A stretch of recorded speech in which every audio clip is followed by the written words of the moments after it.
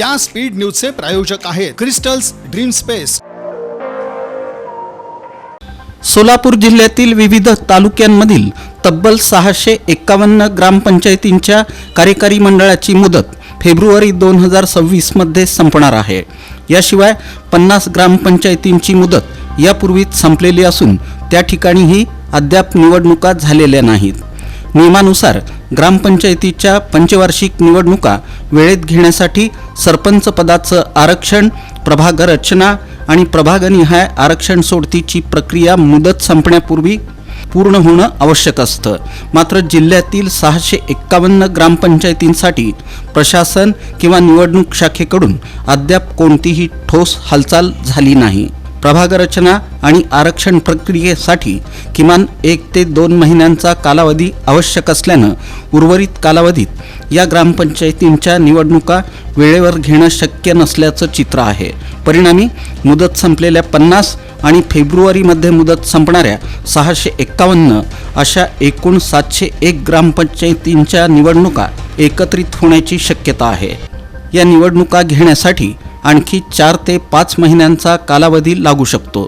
तोपर्यंत संबंधित ग्रामपंचायतींवर प्रशासक नेमण्याची शक्यता व्यक्त केली जात आहे।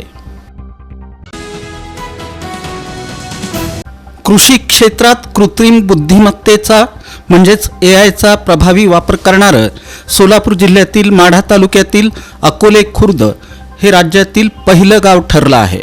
शासनाच्या कृषी विभागानं विकसित केलेल्या महाविस्तार एआय ॲपचा 100% वापर या गावात करण्यात येत आहे। निसर्गातील हवामान बदल, बाजारपेठेतील अस्थिरता आणि अचूक माहितीच्या अभावामुळे शेतकऱ्यांना शेती करताना अनेक अडचणींचा सामना करावा लागतो। या पार्श्वभूमीवर शासनाच्या कृषी विभागानं महाविस्तार एआय हे आधुनिक तंत्रज्ञानावर आधारित ॲप विकसित केलं आहे। सोलापूर जिल्हा या ॲपच्या वापरात राज्यात 3ऱ्या क्रमांकावर आहे।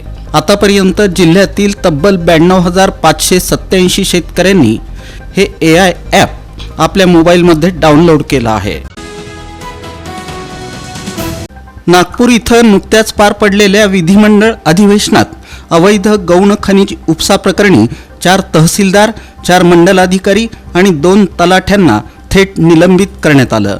मात्र कोणतीही सखोल चौकशी न करता करण्यात आलेली ही कारवाई अन्यायकारक असून कर्मचाऱ्यांचं मनोबल खच्चीकरण करणारी असल्याचा आरोप करत सोलापूर जिल्ह्यातील तब्बल 1,500 महसूल कर्मचारी मंगळवारी सामूहिक रजेवर गेले। या आंदोलनात तलाठी, महसूल कर्मचारी, कोतवाल संघटना, महसूल सहाय्यक संघटना तसंच तहसीलदार आणि नायब तहसीलदार संघटनांचा सक्रिय सहभाग असून त्यामुळं नेहमी वर्दळीचं असणारं जिल्हाधिकारी कार्यालय दिवसभर ओस पडलं होतं।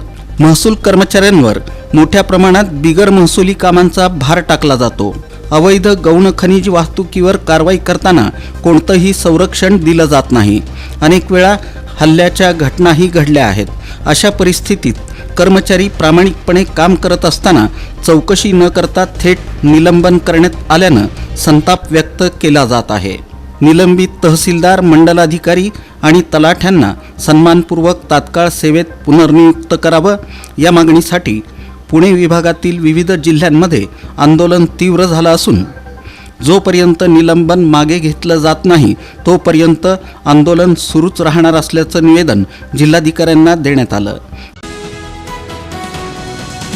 सोलापूर महानगरपालिका सार्वत्रिक निवडणूक 2025-26 अंतर्गत 15 जानेवारी रोजी होणाऱ्या मतदानासाठी निश्चित करावयाच्या मतदान केंद्रांच्या अनुषंगानं राजकीय पक्षांची बैठक पालिका आयुक्त तथा निवडणूक निर्णय अधिकारी डॉक्टर सचिन ओंबासे यांच्या अध्यक्षतेखाली आयुक्तांच्या दालनात पार पडली। यावेळी अतिरिक्त आयुक्त वीणा पवार, अतिरिक्त आयुक्त संदीप कारंजे, उपायुक्त आशिष लोकरे, सहाय्यक आयुक्त गिरीश पंडित आदी उपस्थित होते।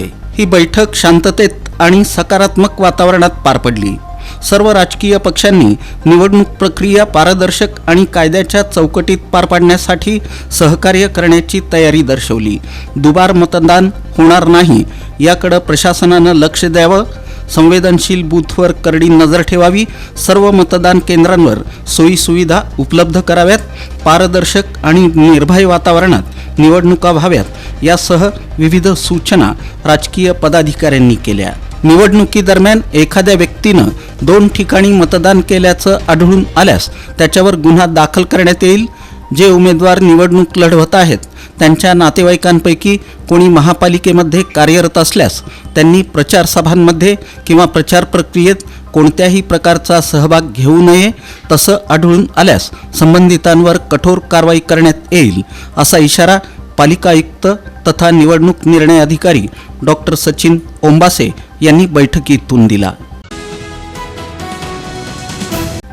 सोलापूर जिल्ह्यातील साखर कारखान्यांच्या ऊस दरावरून शेतकरी संघटना आक्रमक झाल्या आहेत। गळीत हंगाम सुरू होऊन 1.5 महिना उलटलेला असतानाही जिल्ह्यातील 12 साखर कारखान्यांनी अद्याप ऊस दर जाहीर केलेला नाही। दर जाहीर होईपर्यंत आंदोलन सुरू राहणार असल्याचा इशारा शेतकरी संघटनांनी दिला आहे। जिल्ह्यातील 23 कारखान्यांनी ऊस दर जाहीर केला आहे, मात्र अद्याप 12 कारखान्यांकडून ऊस दर जाहीर करण्यात आलेला नाही। नियमानुसार साखर कारखान्यांनी पहिल्या 14 दिवसात ऊस दर जाहीर करून शेतकऱ्यांच्या खात्यात बिलं जमा करणं अपेक्षित असतं।